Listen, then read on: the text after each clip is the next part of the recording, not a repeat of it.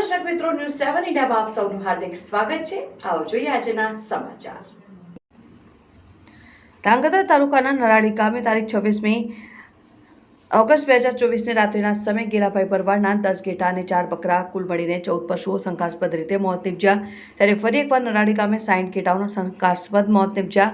ગ્રામજનોનું કહેવું છે કે જંગલ વિસ્તારમાંથી રાત્રે જાનવર જેવો આવે છે અને પશુઓ ઉપર હુમલો કરીને ભાગી જાય છે અને ફોરેસ્ટ ટીમે ઘટના સ્થળે પહોંચી તપાસ હાથ ધરી। રિપોર્ટર મહેશ સોની, ન્યૂઝ 7 ઇન્ડિયા, ધાંગધ્રા। ત્રિકમભાઈ બળદેવભાઈ, હાલ સરપંચ નરાડી। આજ જે બનાવ બન્યો તે આજથી મહિના પહેલા અગાઉ બનાવ બનેલો 20 થી 22 ઘેટા ત્યારે ઘાયલ કરેલા અને કોઈ જંગલી જાનવર છે ઓર ફોરેસ્ટ વાળા કોઈ એમ ન કહેતા કે અમારો જાનવર શું હી। અને આજ ગત રાતે 12 વાગે મને અહીં બોલાવી લો અને આ 58 ઘેટા અંદાજે ઘાયલ મરી ગયા અને બીજા ઘાયલ છે અને ફોરેસ્ટ વાળા આવ્યા હતા બધા અને હગડ જોઈ ગયા છે અને બધા રિપોર્ટ લઈ ગયા છે અને હજી કંઈ જવાબનું આવ્યું નહીં। અને સહાય મળવા પાત્ર હોય તો તંત્રને આગળ અમે જાણ કરશું અને જે તે બને એટલે ફોરેસ્ટવાળા એમને ધ્યાને દોરીને કંઈ સહાય આપે અને એમનો જે ધંધો છે ગઢિયા વખતનો 3જી 4થી પેઢી વખતનો આ ઘેટા બકરા ઉપર નિર્ભર કરી શકે છે ઓર અમને બીજું કંઈ છે નહીં ધંધા માટે। અત્યારે જે ધંધો હતો એમને લાકડીઓ હાથમાં પડી જાય, બીજું કંઈ છે જ નહીં અને અમને જે સહાય મળતી હોય બધાય અમે ધારાસભ્યને રજૂઆત કરી શકીએ, સંસદ સભ્યને કહી શકીએ ભાઈ આમાં ધ્યાન દીજો બધાય અને અમને કંઈક સહાય મળે એવું કરજો। તો રવિભાઈ નવગુણભાઈ, અમે ગામ મારું નરાડી, તાલુકો ધાંગધ્રા। અમે ઘણા બધા વર્ષોથી એટલે કે અમારે 3-4 પેઢીથી આ જ ગામમાં રહીએ છીએ અને અમારો મૂળ વ્યવસાય અમારો પશુપાલનનો છે, જેમાંથી અમારે માલઢોર રાખી છે, જેમાં ઘેટા બકરા છે, ગાયો છે।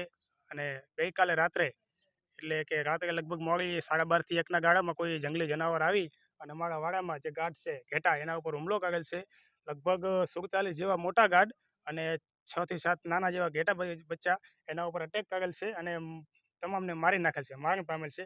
આની પહેલાં પણ લગભગ 1 મહિનાની આસપાસ અમારા જ એક વાડામાં, અમારા જ ભાઈઓના વાડામાં આવી રીતે કોઈ જંગલી જાનવરનો હુમલો થયો હતો અને તેમાં લગભગ 20 થી 22 જેવા ઘેટાનું મારણ કરેલું હતું અને ત્યારે પણ ફોરેસ્ટવાળાની ટીમ આવી હતી, કોઈને ફોટા પાડી ગયા, લખાણ કરી ગયા, પણ એનું કોઈ થયું નહીં। આ વખતે પણ ફોરેસ્ટવાળા ગઈકાલે રાત્રે પણ આવ્યા હતા અને આજે સવારે પણ ડૉક્ટરોને લઈને આવ્યા હતા, ફોટા પાડી ગયા છે, લખાણ કરી ગયા છે, પણ લગભગ એમાં પણ કંઈ થાય એવું લાગતું નથી। પણ અમારી સરકારશ્રીને એટલી અપીલ છે કે આજે ઘેટા બકરાનું મારણ થયું છે તેમાં અમને પૂરેપૂરું વળતર મળે અને અમારી રોજીરોટી જો કે આ જ છે, ધંધો આ જ છે, બીજું કંઈ ધંધો છે નહીં।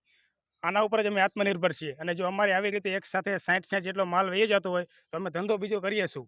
બસ ફક્ત ને ફક્ત આ ધંધા ઉપર અમે જીવી રહ્યા છીએ અને એક સાથે લગભગ અમારા આખા પરિવારનો ધંધો પણ આ જ છે। બધા ઘેટા બકરાવાળા માલઢોર જ છે, માલધારીઓ જ છીએ અને જો કોઈ એક વ્યક્તિના વાડામાંથી એક સાથે આટલો બધો માલ વયો જાય તો એના ઉપર આપ તૂટી પડે એવી મુશ્કેલી સર્જાય છે। તો અમારી સરકારશ્રીને અપીલ છે કે બને તેટલું અમને વળતર આપો અને અમારી આજીવિકા તૂટી ગઈ છે એને ફરીથી આત્મનિર્ભર બનવા મદદ કરો।